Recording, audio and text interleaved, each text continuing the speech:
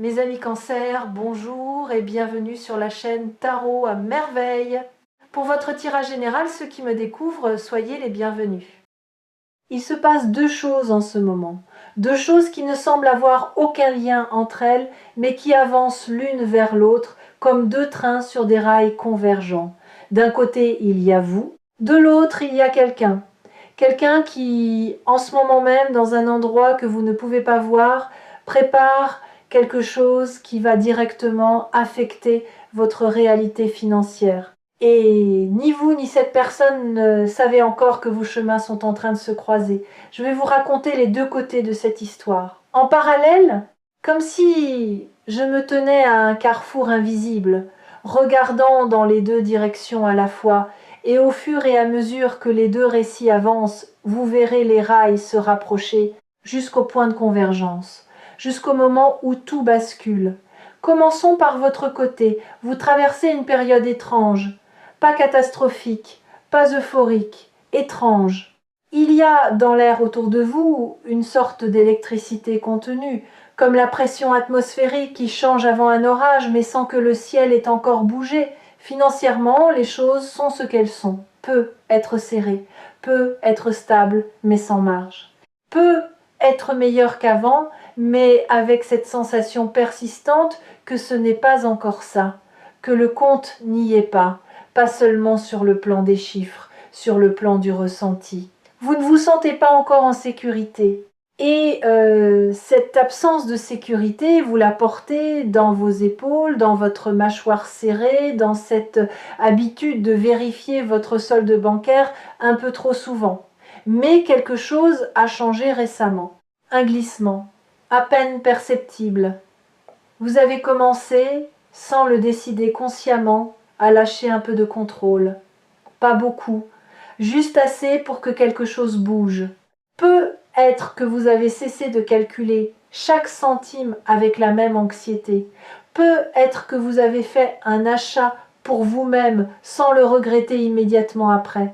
Peut être que vous avez simplement arrêté pendant quelques minutes de penser à l'argent et dans ces quelques minutes de relâchement, un espace s'est créé, un espace minuscule, mais suffisant pour que quelque chose de nouveau s'y glisse.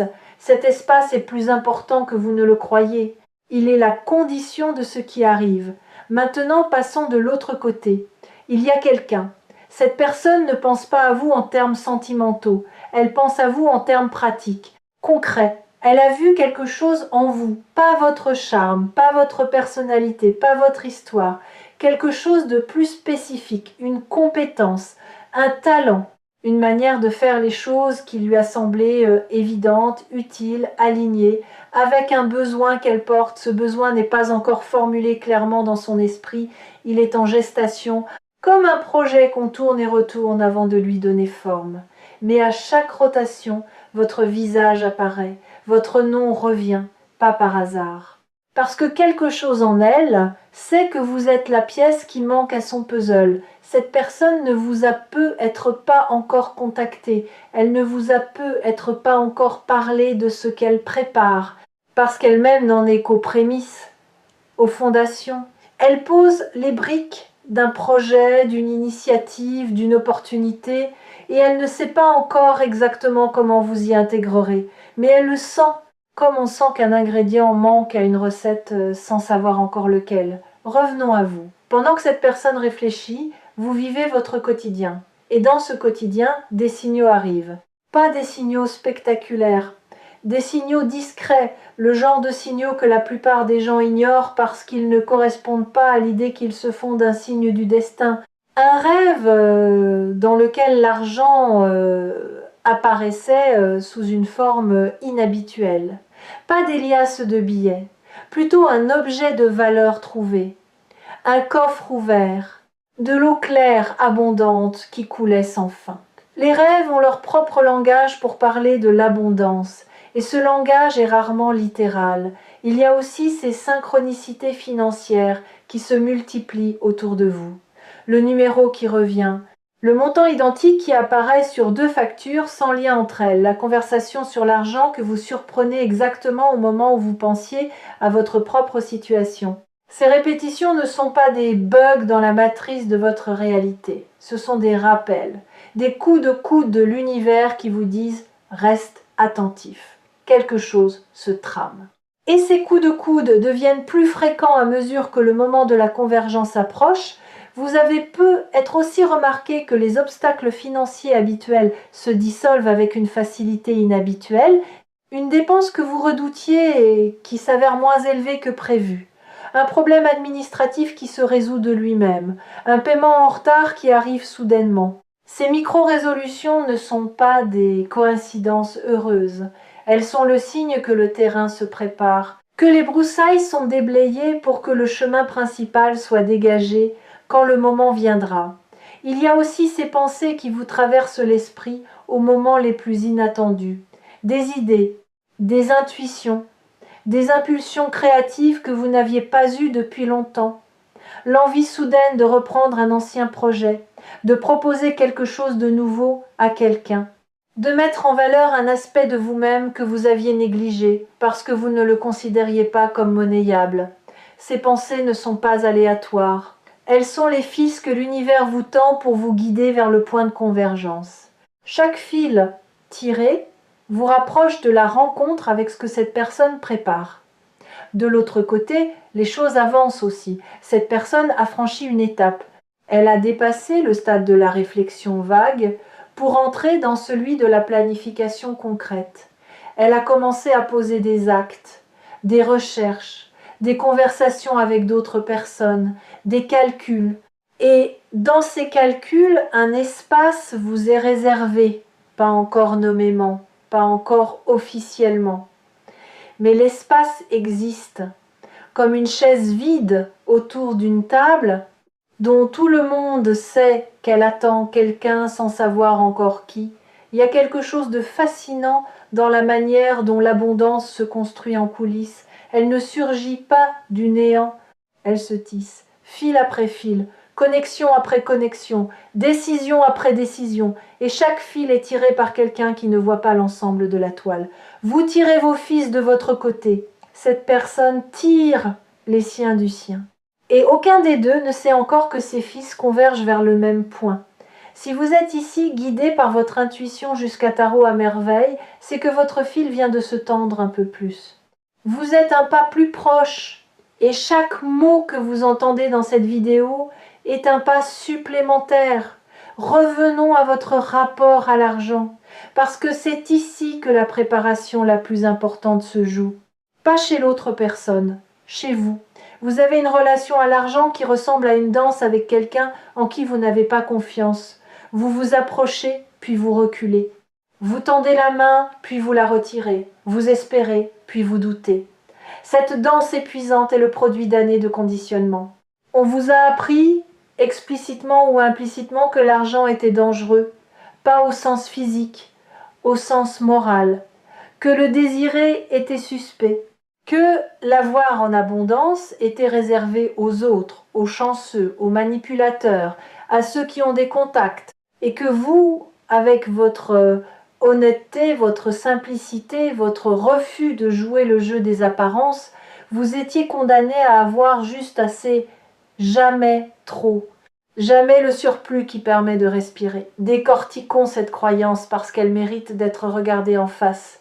Elle dit en substance que les gens bons ne deviennent pas riches, que l'argent va vers les requins, les rusés, les impitoyables, et que puisque vous n'êtes pas de cette trempe, puisque vous avez un cœur qui fonctionne et une conscience qui veille, l'abondance financière est un club dont vous êtes exclu. Regardez comme cette croyance est élégante dans sa cruauté. Elle fait de votre bonté la raison de votre manque. Elle transforme votre qualité la plus précieuse en obstacle. Et le pire, c'est qu'elle se nourrit d'exemples réels. Vous connaissez des gens malhonnêtes qui réussissent financièrement. Vous voyez des personnes sans scrupules accumuler pendant que vous, qui faites les choses avec intégrité, peinez à joindre les deux bouts. Et ces exemples renforcent la croyance. Ils la rendent presque impossible à remettre en question. Mais voici ce que cette croyance ne vous montre pas. Les milliers de personnes honnêtes généreuses, profondément bonnes, qui vivent dans l'abondance, vous ne les voyez pas parce qu'elles ne font pas de bruit. Parce que l'abondance vécue avec intégrité ne se montre pas, elle ne s'exhibe pas, elle circule en silence. Elle nourrit des familles, finance des rêves, soutient des causes, sans jamais attirer l'attention sur elle-même. Ces personnes existent en nombre et elles sont la preuve vivante que la bonté et l'abondance ne sont pas ennemies. Elles sont alliées. Et c'est cette alliance-là que votre vie financière est sur le point de rejoindre. Cette croyance est une prison invisible. Et la clé pour en sortir n'est pas un changement de situation financière, c'est un changement de perception. Parce que tant que vous croyez que l'abondance n'est pas pour vous, même si elle se présente à votre porte, vous ne la laisserez pas entrer. Vous trouverez une raison de la refuser, de la minimiser, de la suspecter. Vous direz c'est pas possible, il y a un piège, ça ne va pas durer. Et l'abondance face à cette porte fermée ira frapper ailleurs. Ce qui est en train de changer en vous, c'est la serrure, pas la porte, la serrure. Le mécanisme intérieur qui décide ce qui entre et ce qui reste dehors. Et ce mécanisme est en train de se recalibrer pour accepter davantage, pour accueillir sans condition, pour dire oui avant de chercher les raisons de dire non. De l'autre côté, la personne progresse, elle a identifié plus clairement ce dont elle a besoin. Et votre profil, votre compétence, votre particularité, votre manière unique de faire cette chose que vous faites sans y penser, correspond exactement à ce besoin. Ce n'est pas une coïncidence, c'est un alignement. Le type d'alignement qui se produit quand deux personnes sont prêtes au même moment, sans le savoir, sans s'être concertées, sans même se connaître parfois. Cette personne peut être quelqu'un que vous connaissez déjà, quelqu'un de votre entourage professionnel, familial ou amical.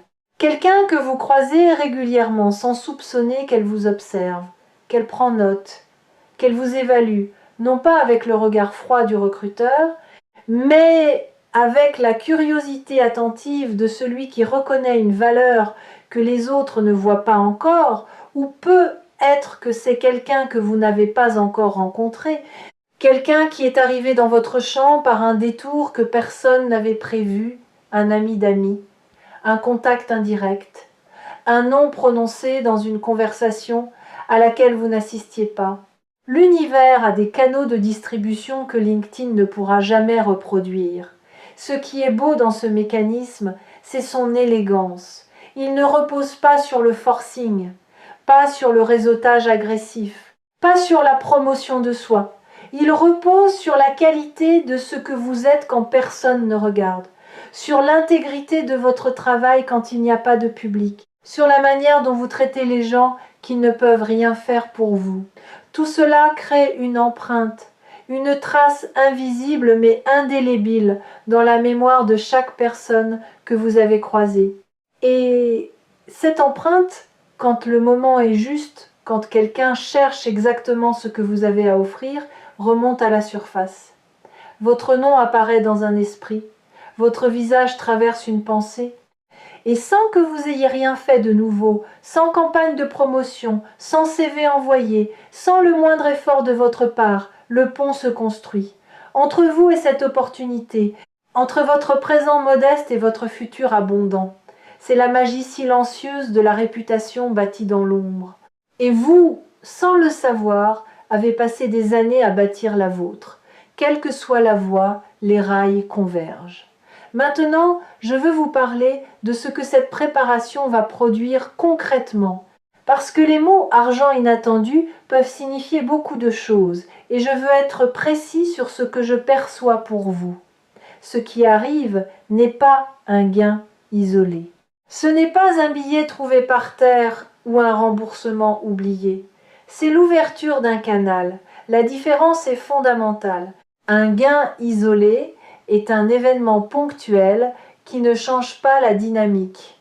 Un canal est un flux, une voie par laquelle l'énergie financière peut circuler de manière continue. Et ce que cette personne prépare, consciemment ou non, c'est l'ouverture de ce canal pour vous. Ce canal peut prendre plusieurs formes. Une collaboration rémunérée, une recommandation qui mène à une opportunité lucrative, un projet commun dont les bénéfices seront partagés, une porte ouverte dans un milieu où vous n'aviez pas accès et où votre talent sera reconnu à sa juste valeur. La forme exacte se dessinera dans les semaines qui viennent, mais la nature du flux est déjà définie. Il sera récurrent, pas explosif, puis silencieux, régulier, croissant. Comme une rivière qui gagne en débit au fur et à mesure que la fonte des neiges alimente sa source. Pensez à la différence que cela ferait dans votre vie. Pas un chèque unique qui vous donnerait un mois de répit avant de retomber dans l'anxiété.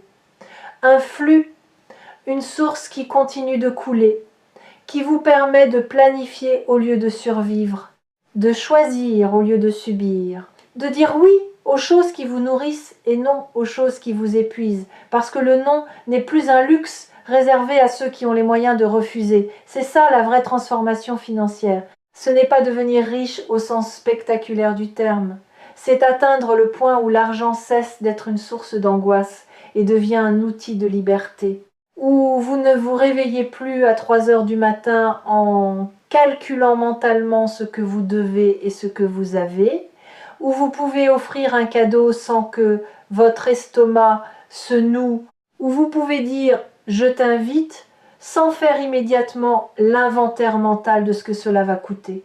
Cette liberté-là, elle n'a pas de prix. Et elle est à portée de main. L'ouverture de ce canal va aussi changer quelque chose de subtil, mais de fondamental dans votre posture face au monde.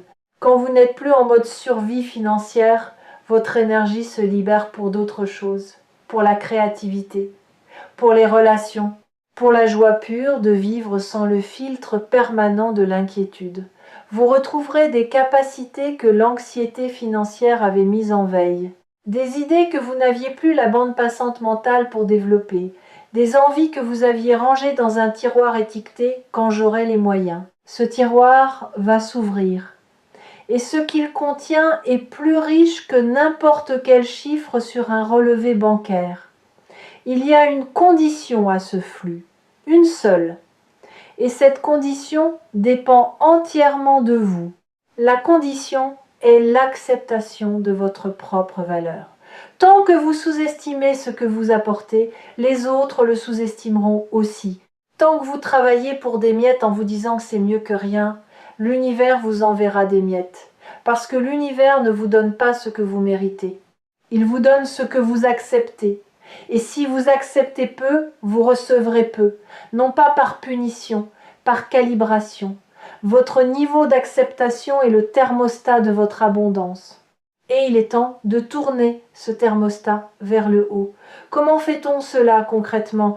Pas en se répétant des affirmations devant un miroir. Le thermostat ne se règle pas avec des mots.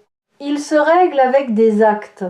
Le premier acte, c'est de cesser de sous-facturer. Si vous rendez un service, fixez un prix qui reflète non pas le minimum que l'autre accepterait de payer, mais la valeur réelle de ce que vous apportez.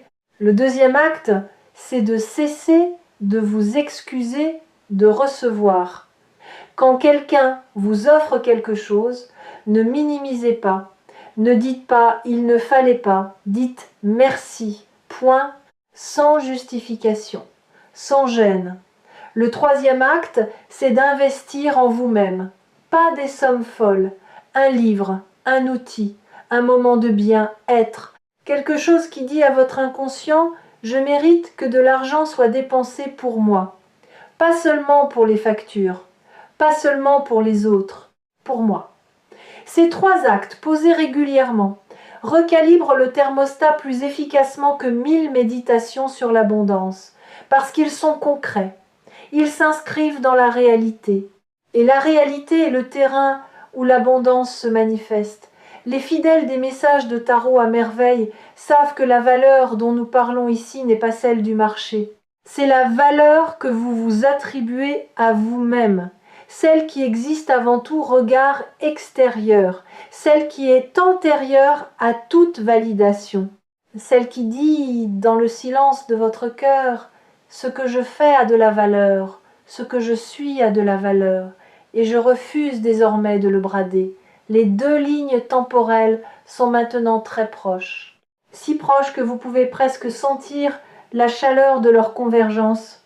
Ce frémissement que vous percevez, cette anticipation sans objet précis, cette sensation que quelque chose se trame dans les coulisses de votre vie, ce sont les vibrations des deux rails qui se rapprochent. Le point de rencontre est imminent.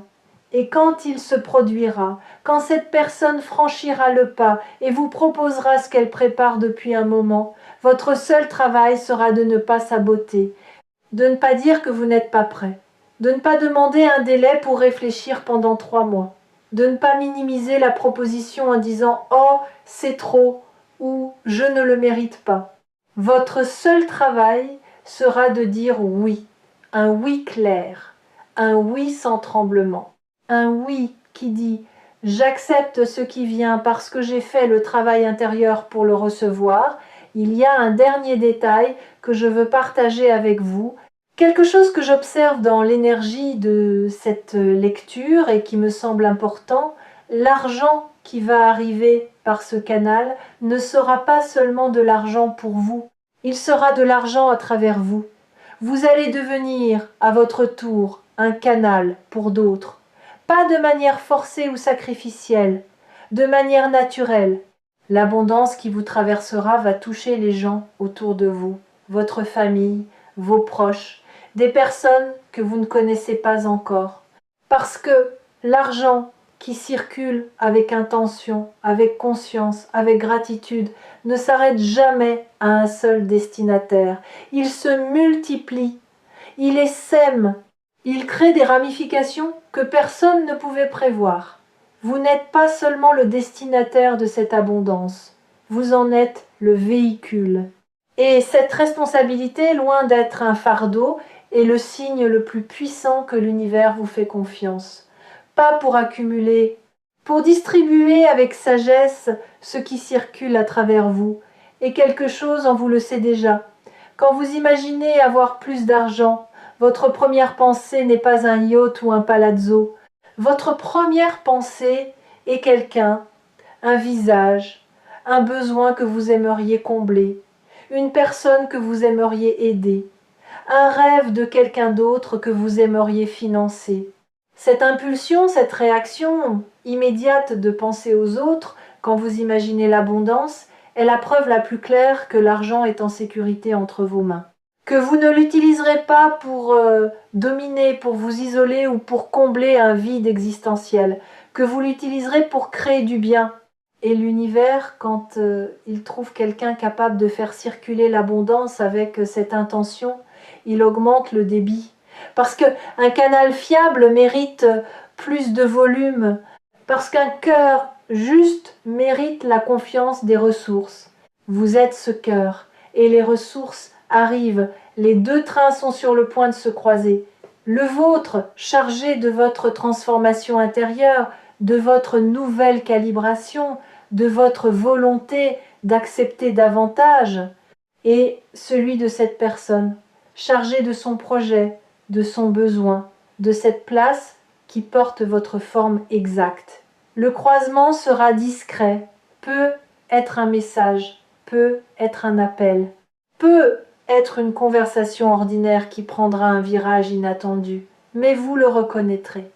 Pas par son spectacle, par sa justesse, par cette sensation que quelque chose se met en place avec une précision silencieuse, comme deux pièces de puzzle qui s'emboîtent sans forcer, sans bruit, avec simplement ce petit clic imperceptible qui dit « ça y est, c'est là, c'est maintenant, soyez prêts ». Pas dans la tension, dans l'ouverture, gardez votre espace intérieur disponible, gardez vos mains ouvertes plutôt que serrées, et quand le moment viendra, accueillez-le avec la certitude tranquille de celui qui sait que ce qui arrive n'est pas un accident. C'est la réponse à une question que vous avez posée avec chaque geste de générosité, chaque nuit de patience, chaque matin où vous vous êtes levé sans savoir comment, mais en sachant pourquoi. La convergence est en cours, et si le doute revient, revenez ici, revenez sur Tarot à merveille. Revenez à cette histoire de deux côtés qui se rejoignent. Et rappelez-vous que de votre côté, le travail est fait. Il ne vous reste qu'à recevoir ce que l'autre côté apporte. Les rails se touchent, le croisement approche, et ce qu'il porte pour vous vaut chaque seconde d'attente, chaque nuit de patience, chaque moment où vous avez choisi de continuer malgré l'incertitude. Ce croisement est la réponse que votre persévérance méritait depuis le début. Non pas parce que le monde vous devait quelque chose, mais parce que l'énergie que vous avez investie dans votre propre transformation revient maintenant sous la forme la plus concrète qui existe. L'argent arrive, la personne qui le porte est en chemin. Et vous, de votre côté, êtes enfin prêt à ouvrir la porte grand, sans hésitation, sans regarder en arrière,